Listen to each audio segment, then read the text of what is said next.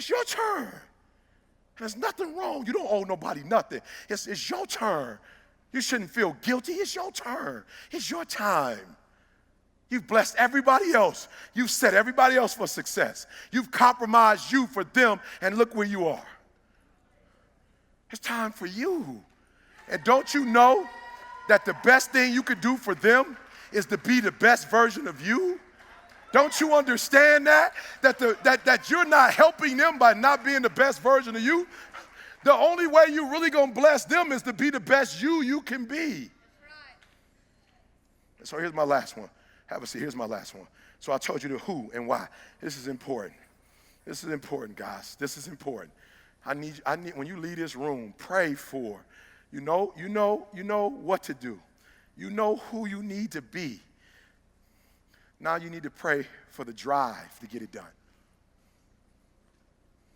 And so my boy told me, yeah, he's the right person. He got the right plan. He with the right company, but he's not doing what he's supposed to do. And I said, here's what I need you to do.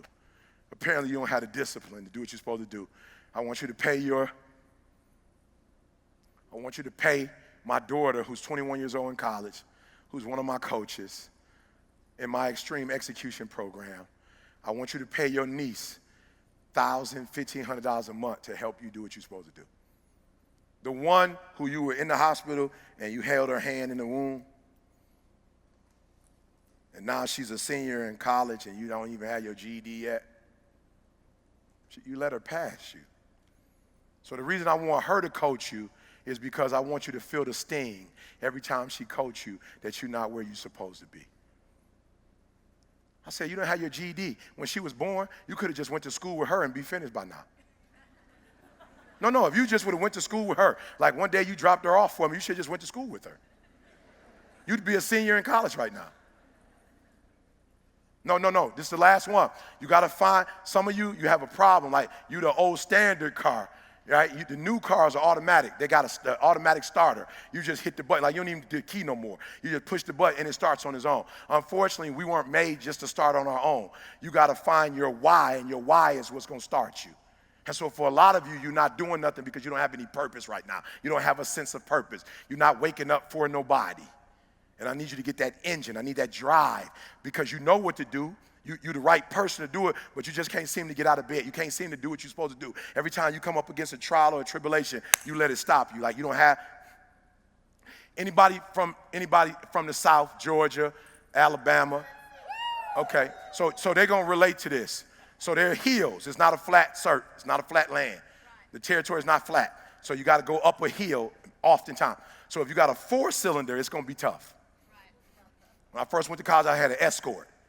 And so when you hit those hills, you can feel the car like, if it's not a good car, some people can't even make it over the hill. But if you got an 8-cylinder or a 12-cylinder, it's like it's not even a hill. You put your foot on the gas and you go over. The problem with most of you, you're a 4-cylinder. And when you hit trials and tribulations, you can't make it up the hill. I want to help you as I leave because people look at me and go, man, you passionate, you got going on. A little bit over 3 years ago, I got a call from my wife coming home from work. She said, sweetheart, I could hear the trepidation. I could hear it in her voice.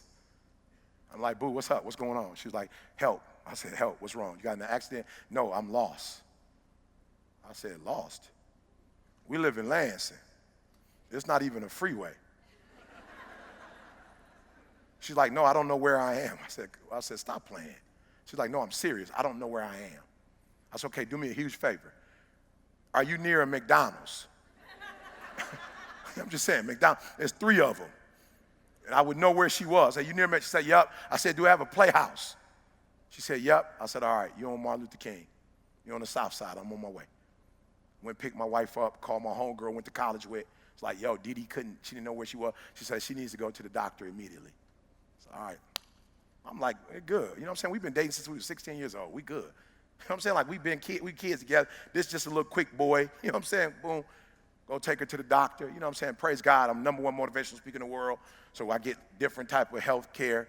No, listen to me very closely. The reason why you got to be the best in the world because they treat you differently when you're not. The reason why you have to be your best version because if you're not your best version, they treat you differently. I call my homegirl who works at the hospital. She's a physician. She calls somebody. We go sit down. They say, look, we on the weekend go get an MRI. I'm like, bet. We go get an MRI. They call us on Monday. Listen to me. You think I'm playing. When you're not your best version and you're not multiplying and having dominion, you got different kind of health care.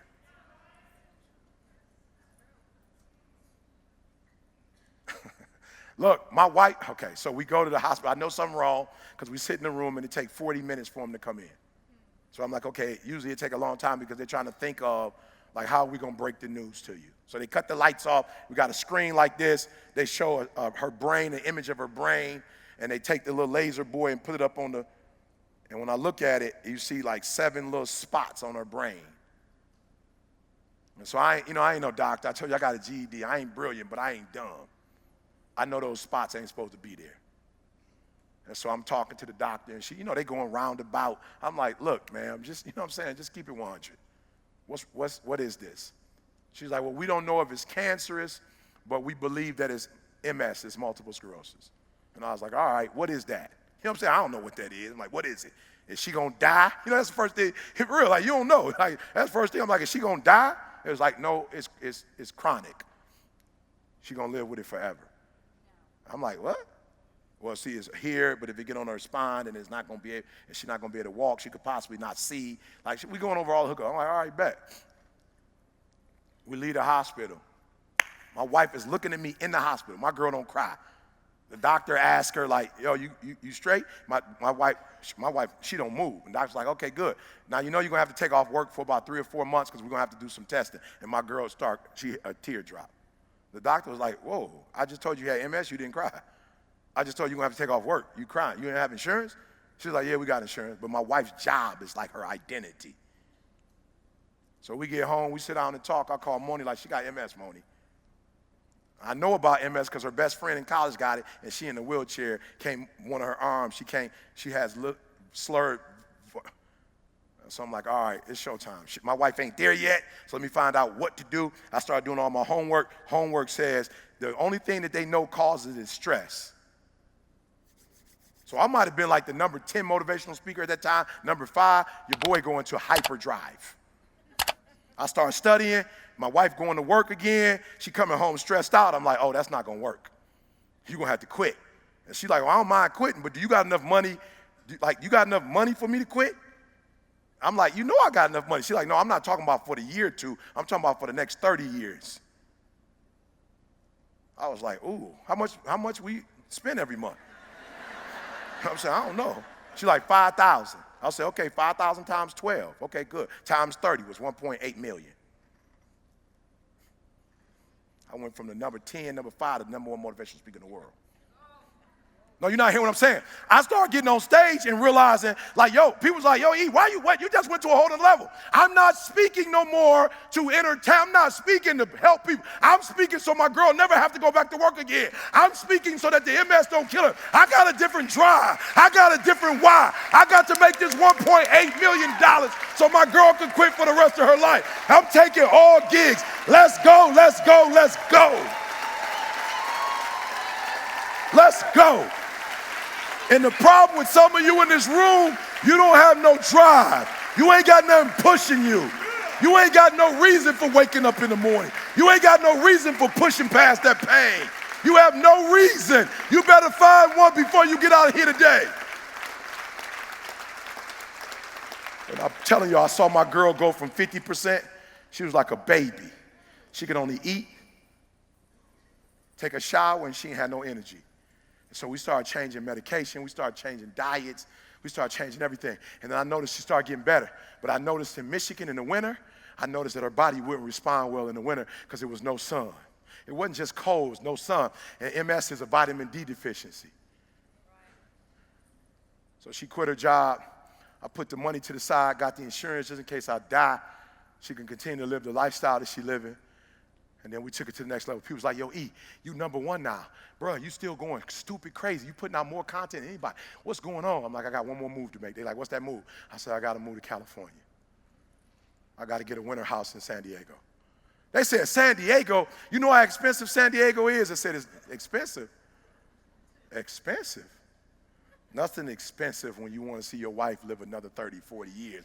There's no such thing of expensive when you're trying to. Somebody said, why San Diego? You know you can move to other places that got sun. I said, she can't take extreme heat. San Diego is 78 degrees all year long. I got to get her to San Diego. I could take some shortcuts, but you don't take shortcuts for the person who was there with you when you were homeless.